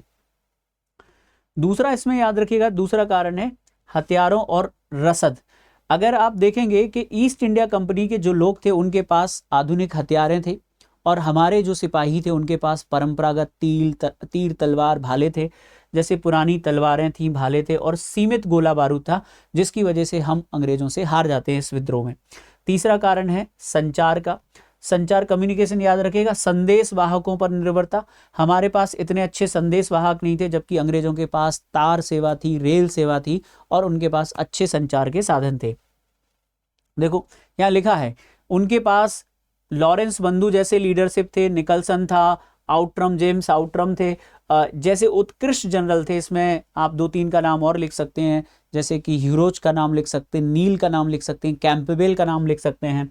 उनके पास आधुनिक इनफील्ड राइफलें थी, तोपखाना था और अटूट रसद आपूर्ति थी, ये उनकी जीत का कारण था। उनके पास इलेक्ट्रिक टेलीग्राफ का उपयोग वो करना सीख गए थे, जिससे उन्हें विद्रोहियों की हर चाल का पहले से पता चल जाता था। साम्राज्य को बचाने का स्पष्ट और आधुनिक सामरिक लक्ष्य उनके पास था। इनके पास दृष्टिकोण का अभाव था, क्या करेंगे अगर जीत गए या क्या, तो भविष्य के समाज के लिए कोई स्पष्ट संदेश नहीं था, राजनीतिक विकल्प का विजन नहीं था, सामंती ढांचे की ओर वापसी की चाहत थी। तो कुल मिलाकर इसीलिए जो है ये विद्रोह जो है वो असफल हो जाता है। अब आते हैं ब्रिटिश जवाबी कार्रवाई और याद रखिएगा क्रूर दमन। तो अंग्रेजों ने किस प्रकार क्रूर दमन किया। वैसे मैं आपको सारे किस्से बता चुका हूं, लेकिन इसको आप दोबारा से कनेक्ट करके समझ सकते हैं। यानी मैं आपको ऑलरेडी बता चुका हूं कि पहले विद्रोह होता है, विद्रोह का क्या कारण था, कहां कहां पर विद्रोह हुआ, और अब हम देख रहे हैं तो कैसे जो है इन विद्रोहों का दमन किया गया। सबसे पहले जैसे कि मैंने आपको बताया था कि विद्रोही 11 को दिल्ली पहुंच गए थे। विद्रोह कब हुआ था? 10 मई को मेरठ से, लेकिन विद्रोहियों ने 11 को दिल्ली पहुंचकर 12 मई को दिल्ली पे कब्जा कर लिया। इसीलिए सबसे पहले अंग्रेजों के निशाने पर दिल्ली आती है। उन्होंने सितंबर 1857 में जॉन निकलसन द्वारा दिल्ली पर पुनः कब्जा, बहादुर शाह जफर को रंगून भेजा गया और निर्वासित कर दिया गया, और इसी के साथ मुगल वंश का अंत हो गया और भारी नरसंहार हुआ। याद रखिएगा निकलसन इसमें मारा गया था। जिस व्यक्ति ने पूरा कंट्रोल किया था निकलसन का सहयोगी था, जिसका नाम था हडसन। तो हडसन ने याद रखिएगा कब्जा कर लिया और निकलसन मारा गया। सितंबर 1857 में दिल्ली का पतन हो गया। दिसंबर 1857 में कानपुर और लखनऊ, कॉलिन कैंपबेल ने गोरखा रेजिमेंट की मदद से, देखिए वो गोरखा है जिनकी वजह से इस क्रांति में हमें सबसे ज्यादा नुकसान हुआ। कॉलिन कैंपबेल ने गोरखा रेजिमेंट की मदद से कानपुर पर और अंततः लखनऊ को वापस लिया। तात्या टोपे ने छापामार युद्ध जारी रखा। तो ये आपको याद रखना है, 1857 की क्रांति में कुछ ऐसी रेजिमेंट थी जिन्होंने अंग्रेजों का सबसे भरपूर सहयोग किया। उनमें एक गोरखा है और उसमें एक सिख है। 1816 में नेपाल और ईस्ट इंडिया कंपनी के मध्य सगौली की संधि हुई थी। उस संधि के बाद जो है नेपाल अंग्रेजों की अधीनता स्वीकार कर लेता है और कहीं ना कहीं गोरखा जो लोग हैं वो अंग्रेजी सेना को ज्वाइन कर लेते हैं। और जो गोरखा है यानी जो नेपाली हैं वो बहुत ही बड़े योद्धा हैं, और उनके बारे में आप जानते हैं क्या क्या कहा जाता है कि सैम मोनिक्सा ने कहा था यदि कोई व्यक्ति ये कहता है कि उसे मरने से डर नहीं लगता तो या तो वो झूठ बोल रहा है या वो गोरखा है। तो गोरखा रेजिमेंट ने लगातार जो है विद्रोहियों को मारने में ईस्ट इंडिया कंपनी का साथ दिया। इसके बाद अगर आप देखेंगे तो पहले दिल्ली का पतन हुआ, फिर कानपुर और लखनऊ, उसके बाद जून 1858 में झांसी और ग्वालियर जो है वो अंग्रेजों के अधिकार में आ गया। सर ह्यूरोज द्वारा रानी लक्ष्मीबाई को हराना। ह्यूरोज ने रानी को विद्रोहियों में एकमात्र सर्वश्रेष्ठ सैन्य नेता कहा था, ये भी मैं आपको बता चुका हूं। इसके बाद जो विद्रोही हैं वो पहुंचते हैं कहाँ? अप्रैल 1859 में उन्होंने तात्या टोपे को पकड़ लिया और उनको फांसी पर दे दी। विद्रोह को पूरी तरह से कुचल दिया गया। तो कुल मिलाकर ये जो घटनाएं आप देख रहे हैं, इन घटनाओं के माध्यम से आप समझ सकते हैं कि कैसे जो है है अंग्रेजों ने धीरे धीरे इस विद्रोह को पूरी तरीके से कुचल दिया। इस विद्रोह को कुचलने में किन किन ने साथ दिया था, तो कुछ हमारी जो प्रिंसली स्टेट थी जिसमें ग्वालियर के सिंधिया, भोपाल की जो बेगम है, हैदराबाद का सलार जंग है, नेपाल है, पंजाब और के जो सिख हैं, उन सभी ने जो है ईस्ट इंडिया कंपनी का सपोर्ट किया था। आइए समझते हैं इतिहास लेखन में, हिस्टोग्राफी में यह वास्तव में क्या था। इस विद्रोह को लेकर अलग अलग दृष्टिकोण रखे गए हैं, अलग अलग क्या रखे हैं, दृष्टिकोण रखे गए। देखिए ये जो आज का जो हम टॉपिक अभी डिस्कस कर रहे हैं, बेसिकली मैं इसे एक कहानी की तरह बता रहा हूँ। अगर आप इसे एग्जाम की दृष्टि से हर एक पॉइंट को कवर करेंगे तो जनरली आप लोगों ने मेरे लेक्चर देखे होंगे, उसमें मैं हर एक चीज़ कवर करके चलता हूँ। जैसे विद्रोह के दौरान जो क्रांति का प्रतीक है वो कमल और चपाती थे। ये पूछा जाता है कमल और चपाती। विद्रोह की जो तिथि है वो 31 मई निर्धारित की गई थी, लेकिन उससे पहले ही ये शुरू हो गया था और इसी वजह से असफल भी हो गया। तो आइए समझते हैं इसका दृष्टिकोण। कुछ इतिहासकार हैं जो औपनिवेशिक दृष्टिकोण के हैं, वो इस विद्रोह को एक सिपाही विद्रोह कहते हैं। कुछ इतिहासकार हैं, याद रखिएगा, जो इसे राष्ट्रवादी दृष्टिकोण के, जो इसे भारत का पहला स्वतंत्रता संग्राम कहते हैं। कुछ मार्क्सवादी दृष्टिकोण के हैं जो इसे क्या किसान और सैनिकों का विद्रोह मानते हैं। तो कुल मिलाकर 1857 के विद्रोह के पश्चात अलग अलग इतिहासकारों ने इसका मूल्यांकन किया और उसके आधार पर इसे अलग अलग तरीके से बताया। कुछ इतिहासकारों का कहना है कि ये केवल एक सिपाही विद्रोह था। क्या था? यह केवल एक सिपाही विद्रोह था, स्वार्थी सैनिकों और असंतुष्ट राजकुमारों का एक असंगठित प्रयास था। इसके समर्थक हैं जॉन लॉरेंस, आरसी मजूमदार, यानी रमेश चंद्र मजूमदार और जॉन लॉरेंस जैसे इतिहासकारों ने ये कहा है कि ये एक केवल क्या था, एक सिपाही। जॉन लॉरेंस एवं सीले थे, जॉन लॉरेंस एवं सीले ने इसे जो है सिपाही विद्रोह कहा था। क्या कहा था? सिपाही विद्रोह कहा था।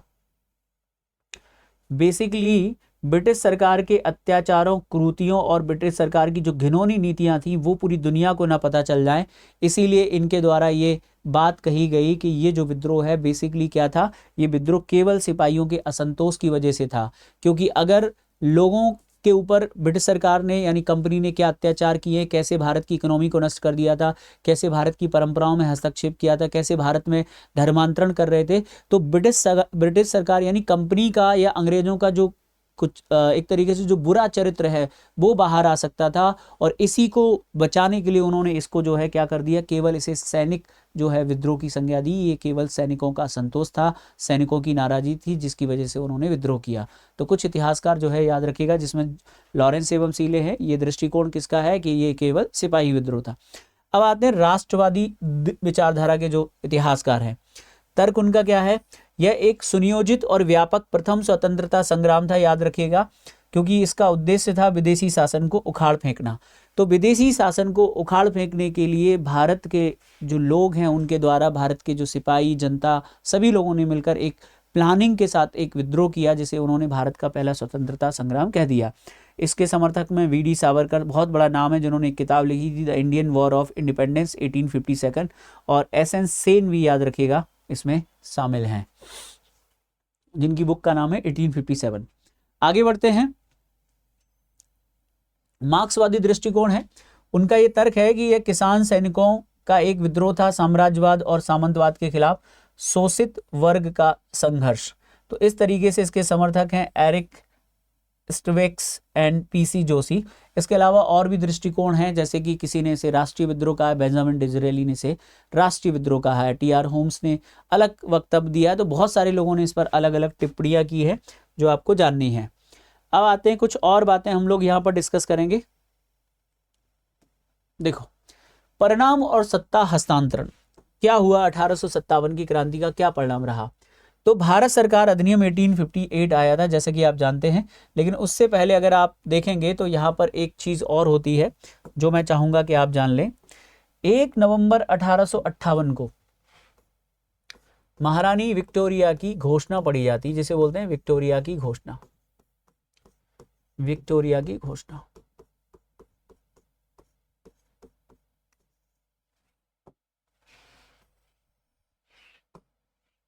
कब पढ़ी गई? विक्टोरिया की घोषणा 1 नवंबर 1858 को।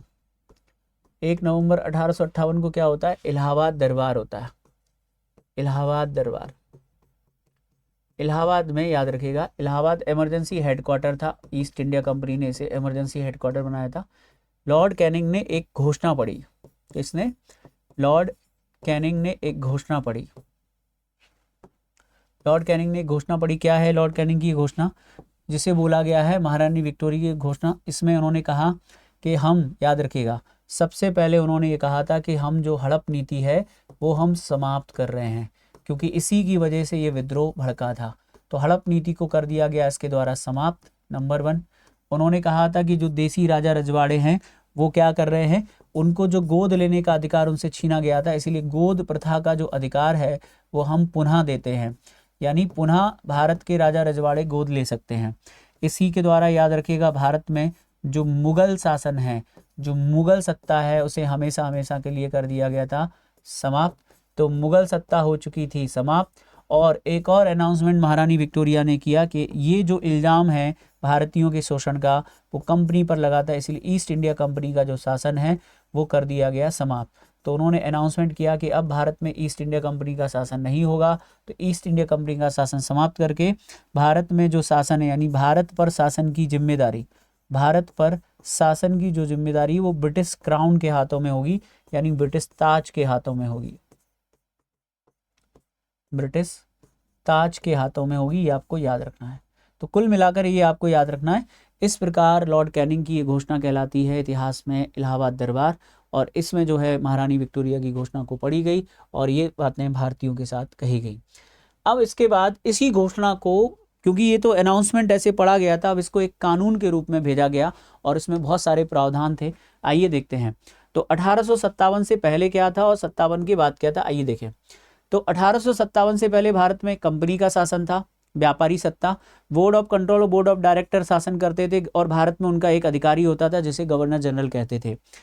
1857 की क्रांति के बाद विशाल सत्ता परिवर्तन, यानी अब भारत पर शासन की जिम्मेदारी ब्रिटिश क्राउन के हाथों में आ गई, यानी रानी विक्टोरिया की घोषणा जो मैंने आपको अभी बताई है कि अब भारत पर शासन की जिम्मेदारी क्राउन के हाथों में रहेगी। नया पद बनाया गया। नया पद क्या था कि अभी तक जो कंपनी का जो भारत में अधिकारी था उसे गवर्नर जनरल कहते थे। अब जो वायसरॉय रहेगा, याद रखिएगा, वायसरॉय के साथ साथ भारत के एक राज्य सचिव की स्थापना की, यानी secretary of state of for India बनाया गया, जो 15 सदस्यीय इंडिया काउंसिल होता था। इसके अलावा जो गवर्नर जनरल है उसको अब वायसराय कहा जाने लगा। याद रखिएगा, वायसरॉय लॉर्ड कैनिंग भारत के पहले वायसरॉय बनते हैं और कैनिंग जो है वो इंग्लैंड का जो राज परिवार है उसके प्रति जिम्मेदार था, यानी कुल मिलाकर वहाँ की सरकार के प्रति जिम्मेदार था। तो ये 1858 की घोषणा है। इसके अलावा बहुत सारे परिवर्तन हुए थे। क्या क्या परिवर्तन हुए थे ये देख लेते हैं। बड़े पैमाने पर ईस्ट इंडिया कंपनी ने 1860 में एक आयोग बनाया और जिसका नाम था पील कमीशन या पील आयोग जिसको हम बोलते हैं।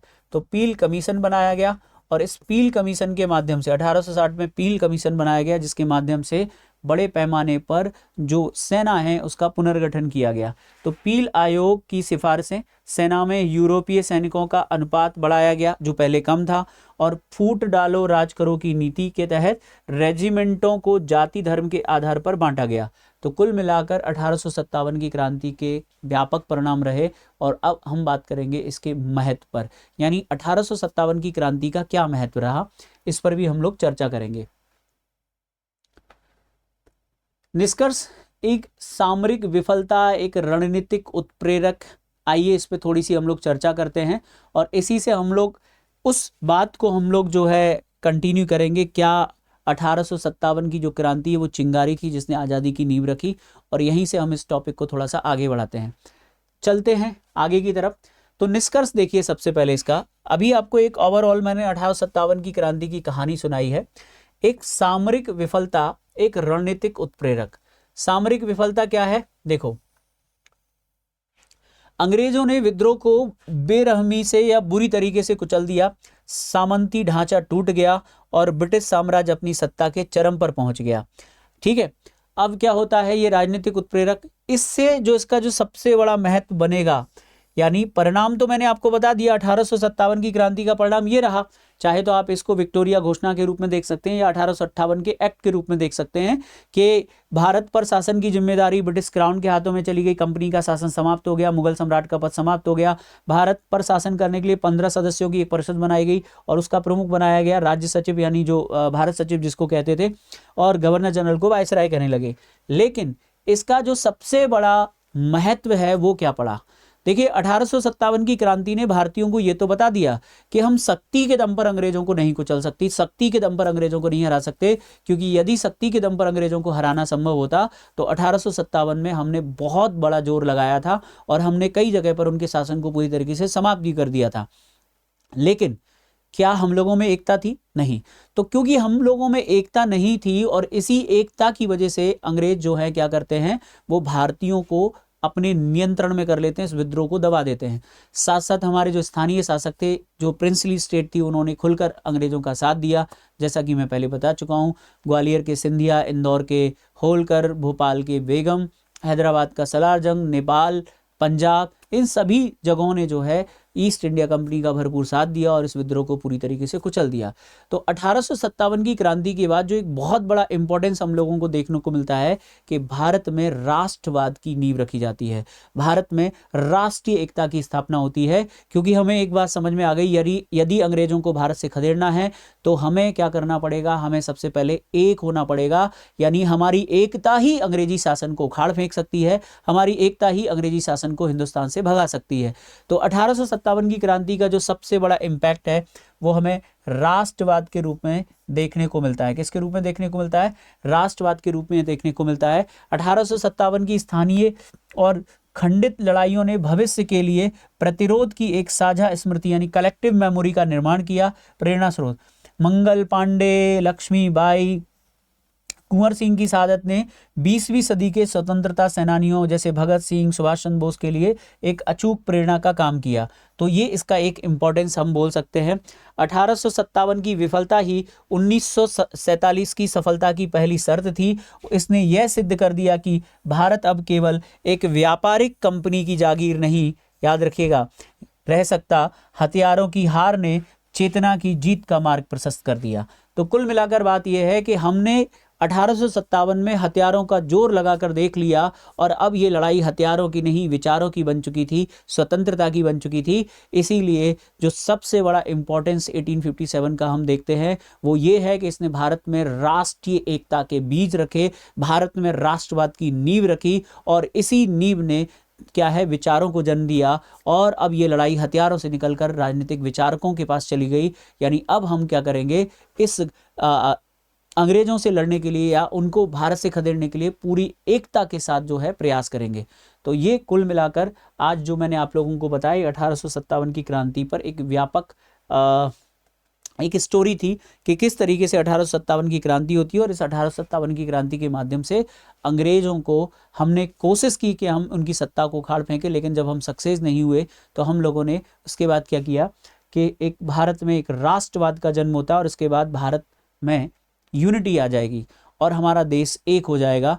अभी क्षेत्रीय लड़ाइयाँ चल रही, किसी को किसी से मतलब नहीं, झांसी वाले को ग्वालियर से नहीं, ग्वालियर वाले को इंदौर से नहीं, इंदौर वाले को भोपाल से नहीं, या हैदराबाद वाले को ग्वालियर से नहीं, ग्वालियर वाले को कश्मीर वाले से नहीं। लेकिन आगे चलकर इसका परिणाम हमें राष्ट्रीय एकता के रूप में, राष्ट्रवाद के रूप में ये देखने को मिलता है कि जब बंगाल का विभाजन होगा तो पूरा देश एक साथ खड़ा होगा, पंजाब में कुछ होगा तो पूरा देश एक साथ खड़ा होगा। यानी किसी भी राज्य में कहीं कोई घटना होगी तो पूरा देश एक साथ अंग्रेजी सरकार का विरोध करेगा। तो कहीं ना कहीं ये, इसीलिए मैंने इसका जो थंबनेल है वो ये बनाया था कि 1857 की क्रांति वो चिंगारी थी जिसने भारत में आजादी की नींव रखी। ये आगे आगे बढ़ते हैं।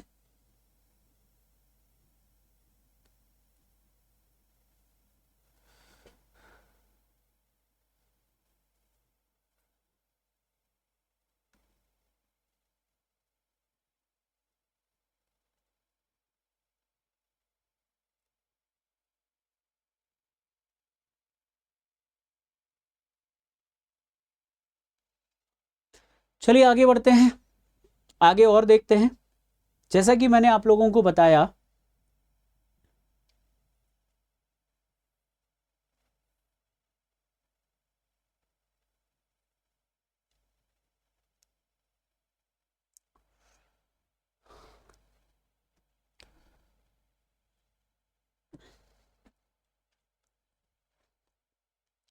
देखिए साथियों, एक और इम्पॉर्टेंट बात, जैसा कि आप सभी लोग जानते हैं कि 15 अगस्त है और 15 अगस्त के लिए आप सभी को पूरा देश इसे बड़े पैमाने पर मनाता है।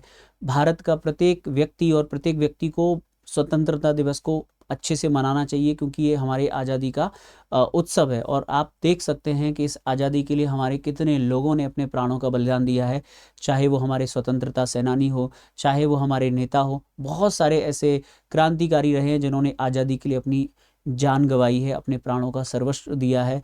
कई ऐसे परिवार हैं जिन्होंने अपना सर्वस्व बलिदान दिया है।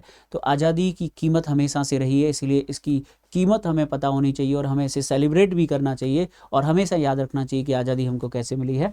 और उसी उपलक्ष्य में, क्योंकि पूरा देश आज़ादी मना रहा है, तो स्टडी IQ परिवार भी आज़ादी का एक उत्सव मना रहा है और आपके लिए लेकर आया है फ्रीडम सेल।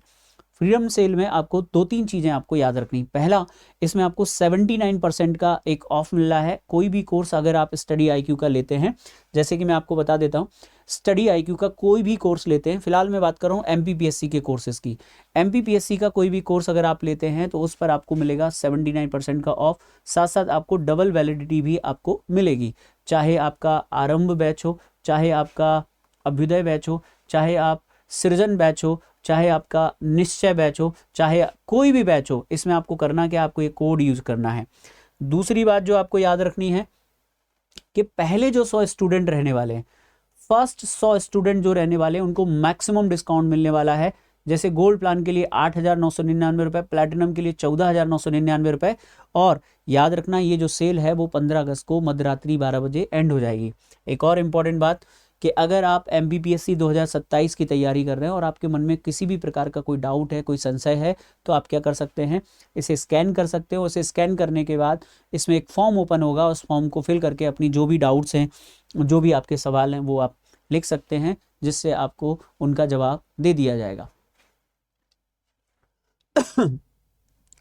तो साथियों, एक बार फिर से आगे इसका मैं आपको एक रिकैप बता देता हूं कि इस पूरे टॉपिक में हम लोगों ने सभी चीज़ों की चर्चा की है। यानी क्या 1857 की क्रांति के कारण थे, क्या इसका विस्तार रहा, क्या इसका प्रभाव रहा, और इसका विश्लेषण भी हमने देख लिया कि किस तरीके से। तो 100 साल तक हम लोगों का शोषण किया गया ईस्ट इंडिया कंपनी के द्वारा। ईस्ट इंडिया कंपनी के द्वारा सबसे पहले प्लासी में अपने शासन की नींव रखी गई। लगातार भारतीयों का शोषण किया गया, किसानों का शोषण किया गया, व्यापारियों का शोषण किया गया, लघु कुटीर उद्योगों को बर्बाद किया गया, शिल्पकारों का शोषण किया गया, सामाजिक परंपराओं को समाप्त किया गया। तो कुल मिलाकर इन्हीं सब की वजह से 1857 की क्रांति जो है होती है। ठीक है। असंतोष के कारण हम लोग देख चुके हैं। राजनीतिक कारण क्या थे, डलहौजी की हड़प नीति, मुगल सम्राट का अपमान, पेशवा की उपाधि समाप्त करना। ठीक है। सामाजिक कारण क्या थे, जैसे सती प्रथा पर प्रतिबंध लगाना, ठीक है, विधवा पुनर्विवाह को प्रारंभ करना, धार्मिक निर्योग्यता अधिनियम 1885। ये अधिनियम इंपॉर्टेंट है। जब भी कोई व्यक्ति ईसाई धर्म अपनाता था तो उसे उसका पिता संपत्ति से वंचित नहीं कर सकता था। सैन्य कारण हम लोग देख चुके हैं, सामान्य सेना भर्ती अधिनियम 1856। आर्थिक कारण हम देख चुके हैं कि स्थायी बंदोबस्त, रैयतवाड़ी, महालवाड़ी, इन सभी के द्वारा। देखिए, अगर आप इसके कारण देखें, भारत का प्रत्येक वर्ग अंग्रेजों से शोषित है, चाहे वो राजा वर्ग हो, चाहे वो जमींदार वर्ग हो, चाहे वो मुगल सम्राट हो, कोई भी हो, सब अंग्रेजों से परेशान है।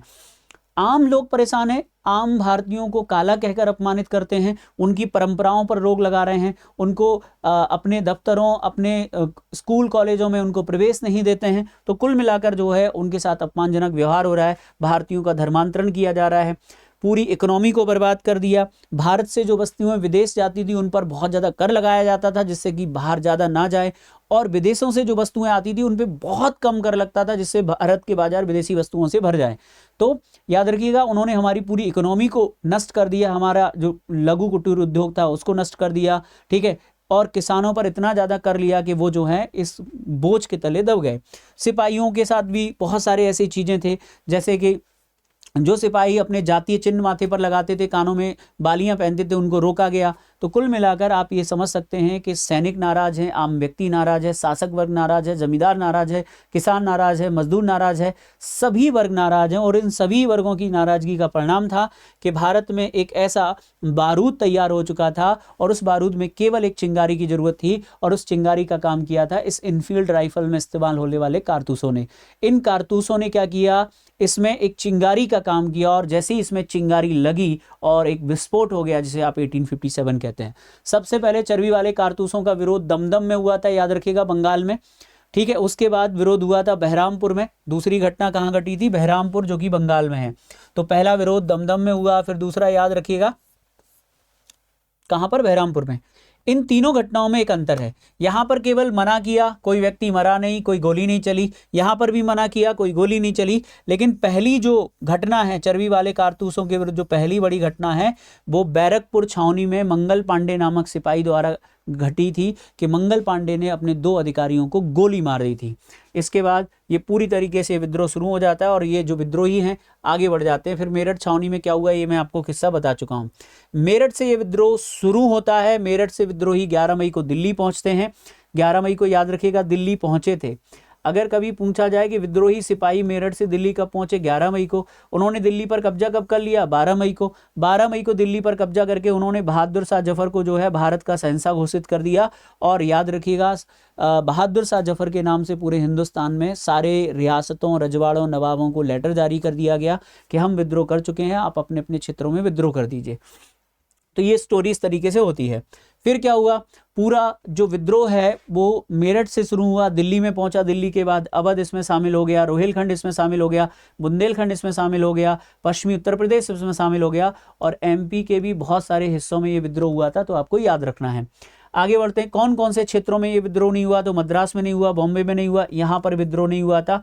राजपूताना पूरा खाली है, पंजाब खाली है, मद्रास खाली है, याद रखेगा। भौगोलिक सीमितता विद्रोह की सबसे बड़ी कमजोरी थी, यानी इस विद्रोह की असफलता का एक बहुत बड़ा कारण है। यानी ये जो आग इधर जल रही है, अगर ये पूरे भारत में एक साथ जल रही होती तो संभवतः अंग्रेजों द्वारा भारत को नियंत्रित करना आसान नहीं होता और उसी समय अंग्रेज भारत से चले गए होते। तो ये एक कारण आपको याद रखना, बड़ी कमजोरी थी। दक्षिण और पश्चिम भारत की पूरी तरह से शांत रहे, जिससे ब्रिटिश सेना को उत्तर में अपनी पूरी ताकत झोंकने का मौका मिल गया। मतलब ये कि यदि दक्षिण में विद्रोह हो रहा था तो सेना यहाँ पे रहती, लेकिन यहाँ की जो सेना है वो यहाँ पहुंच गई विद्रोह को दबाने के लिए। यानी इसका जो सीमित क्षेत्र है वो उसकी असफलता का एक बहुत बड़ा कारण था। आगे हमने इसके प्रमुख विद्रोही देखे। देखिए 1857 की क्रांति में बहुत सारे विद्रोही थे, लेकिन कुछ ऐसे चेहरे हैं जो राष्ट्रीय स्तर पर बड़ा नाम है, जिसमें एक नाम है बेगम हजरत महल का, जो अवध की बेगम थी, वाजिद अली शाह की बेगम थी। इन्होंने विद्रोह कर दिया अवध में और अपने नाबालिग बेटे ब्रिजेश कादिर को जो है क्या कर दिया, नवाब घोषित कर दिया। परिणाम ये रहा कि जब अंग्रेजों ने इन पर हमला किया तो इन्होंने आत्मसमर्पण करने की जगह नेपाल जाना बेहतर समझा और ये नेपाल चली गई। इनके बाद विद्रोह हुआ था कानपुर में। कानपुर में नाना साहब ने विद्रोह कर दिया क्योंकि उन्हें पेंशन नहीं दी गई थी। जब उनका सामना अंग्रेजों से हुआ तो वो जब अंग्रेजों ने पुनः कानपुर पर कब्जा किया तो नाना साहब भी बचने के लिए नेपाल चले जाते हैं। तो ये दोनों क्रांतिकारी नेपाल चले गए थे, आपसे पूछा जा सकता है। इसके अलावा आपको याद रखना है रानी लक्ष्मीबाई झांसी में विद्रोह का नेतृत्व करती हैं और ग्वालियर में विद्रोह का नेतृत्व करती हैं। उन्होंने झांसी में पहले कब्जा किया, बाद में अंग्रेजों ने जब झांसी पर कब्जा कर लिया तो झांसी से निकलकर ग्वालियर गई, ग्वालियर पे कब्जा कर लिया और ग्वालियर में लड़ते हुए हीरोज के विरुद्ध वो वीर गति को प्राप्त हो जाती हैं और उनकी जो डेथ है याद रखिएगा 17 जून 1858 को उनकी डेथ हो जाती है। मतलब वो शहीद हो जाती हैं। तो आपको याद रखना वो शहीद कब हुई थी, याद रखिएगा 17 जून 1858 को ग्वालियर में, तो उनकी समाधि बनी हुई है। आगे बढ़ते हैं, रानी लक्ष्मीबाई के बाद हम बात करते हैं कुंवर सिंह की। बाबू कुंवर सिंह जो कि बिहार के जगदीशपुर के जमींदार थे, जिन्होंने अंग्रेजों की शोषणकारी नीतियों के विरुद्ध विद्रोह कर दिया। बाबू कुंवर सिंह की सबसे खास बात है 80 साल के थे और उन्होंने 3 से 4 जगह पर अंग्रेजों को हराया था। विलियम टेलर और विंसेंट डायर जैसे अंग्रेज अधिकारियों ने जब उन्हें घेरा, उन पर गोली चलाई तो उन्होंने अपना एक हाथ जो है गंगा मैया को विसर्जित कर दिया था और फिर वो वीर गति को प्राप्त हुए। जनरल बख्त खां दिल्ली में प्लस बरेली में करते हैं खान बहादुर खां के नाम से। इसके अलावा रानी अवंतीबाई, तात्या टोपे और मौलवी अहमदुल्ला लियाकत अली, इन सभी ने इस विद्रोह में अपनी महत्वपूर्ण भूमिका निभाई। तो एक तरीके से मैंने इसका एक रिकैप आपको दे दिया है, यानी पुनः जो है आपको इसके बारे में थोड़ा थोड़ा बता दिया है। आगे बढ़ते हैं। सिर्फ एक सैन्य विद्रोह नहीं था, ये जन भागीदारी का स्वरूप था, क्योंकि इसमें अपदस्थ शासक, नवाब, विद्रोही सिपाही, किसान, जमींदार, कारीगर, ये सब के सब जो है इस विद्रोह में जुड़े हुए थे। लेकिन इसका जो व्यापक हमको प्रभाव देखने को मिला वो अवध में देखने को मिला। अवध के सबसे ज़्यादा विद्रोही सिपाही थे जिनकी संख्या 75,000 थी, आपको याद रखना है। और इसमें सबसे ज़्यादा जो विद्रोह में जो लोग मारे गए थे वो भी अवध में मारे गए थे, ये आपको याद रखना है। इसके बाद हमने बात की थी कि तूफान में तरंग रोधक का काम किसने किया था, यानी वो गद्दार रियासतें जिन्होंने इस क्रांति में अंग्रेजों का साथ दिया, उनका नाम है ग्वालियर के सिंधिया, इंदौर के होलकर, भोपाल के बेगम, हैदराबाद के निज़ाम, पटियाला जीन, नाभा के सिख, नेपाल के गोरखा और हैदराबाद का सलार जंग। ठीक है, तो इन शासकों के द्वारा जो है उनको सपोर्ट किया गया था। फिर हमने जाना इसमें कि इसकी विफलता के कारण क्या थे। नेतृत्व का अभाव, हथियार रसद अंग्रेजों के एडवांस हैं, हमारे कमज़ोर हैं, संचार उनका अच्छा है, हमारा कमज़ोर है, दृष्टिकोण भी है। इसके अलावा बहुत सारे रीजन थे, क्रांति नियोजित नहीं थी, समय से पहले शुरू हो गई थी, सीमित क्षेत्र में थी, तो ये भी इसके कुछ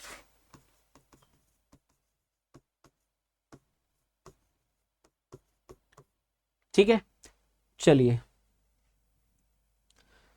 इसके बाद क्रूर दमन मैंने आपको बता दिया। अंग्रेजों में कहाँ कहाँ पर दमन किया। सबसे पहले सितंबर में दिल्ली पे कब्जा कर लिया, दिसंबर में कानपुर लखनऊ पे कब्जा कर लिया, जून 1858 में ग्वालियर झांसी पे कब्जा कर लिया, अप्रैल 1859 में तात्या टोपे की डेथ के बाद धीरे धीरे पूरा जो विद्रोही क्षेत्र था उसको कंट्रोल कर लिया गया। तो ये आपको याद रखना है। आगे बढ़ते हैं हम लोग। तो वास्तव में इसके लेकर अलग अलग दृष्टिकोण थे जिन पर मैंने चर्चा की थी, और आपको याद रखना बेसिकली ये एक ऐसा विरोध था कि अंग्रेजी शासन, अंग्रेजी अत्याचारों के विरुद्ध सामंती वर्ग का नेतृत्व था। सारे लोग इसमें शामिल थे, सबकी अपनी समस्याएं थी, सबने जो है इसमें भाग लिया था। विद्रोह की घोषणा मैं आप लोगों को बता चुका हूं, परिणाम, सत्ता हस्तांतरण, ये सब चीज़ें मैंने आप लोगों को बता दी हैं। और सबसे इम्पॉर्टेंट कि यहाँ से जो चीज़ मुझे बहुत ज़्यादा हाईलाइट करनी थी वो क्या थी कि यही वो विद्रोह था जिसके ने जो है भारत में राष्ट्रीय एकता की नींव रखी, और यहीं से जो है आज़ादी की वो लड़ाई शुरू होती है जिससे हमें आगे चलकर 15 अगस्त 1947 को आज़ादी मिली। तो ये पूरा का पूरा टॉपिक यहाँ पर घटनाक्रम जो बहुत इंपॉर्टेंट था मैंने आपको बता दिया। आखिरी चीज़ जो सबसे दोबारा एक बार आपको और बता दूँ, आपको याद रखना है हमारा ऑफ़र क्या है। तो आपको याद रखना है कि आपको एक ऑफ़र चल रहा है जिसमें आपको 79% का ऑफ मिल रहा है। ये जो ऑफ़र है पूरा देश आज़ादी का उत्सव मना रहा है, इसीलिए स्टडी IQ फ्रीडम सेल चला रहा है जिसमें आपको 79% का ऑफ मिल रहा है, डबल वैलिडिटी मिल रही है। और याद रखिएगा आपको इसके लिए कोड यूज़ करना है हरी लाइफ। दूसरी खास बात जो आपको याद रखनी, पहले 100 स्टूडेंट के लिए कम से कम कोर्स में ये फीस में ये मिल जाएगा।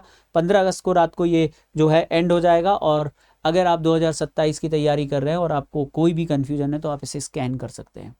मुझे उम्मीद है कि ये सारी बातें आप लोगों को बहुत अच्छे से समझ में आ गई होंगी, और आप सभी को मेरी तरफ से और पूरे स्टडी IQ परिवार की तरफ से स्वतंत्रता दिवस की हार्दिक शुभकामनाएं। इस स्वतंत्रता दिवस आपको खुद से एक वादा करना है अपने माता पिता के पसीने से, वादा करना है अपने आने वाले कल से कि अब पीछे मुड़कर नहीं देखना है और अपने लक्ष्य को प्राप्त करना है। तो आप सभी को स्वतंत्रता दिवस की हार्दिक शुभकामनाएं। Thank you. जय हिंद, भारत माता की जय। Thank you.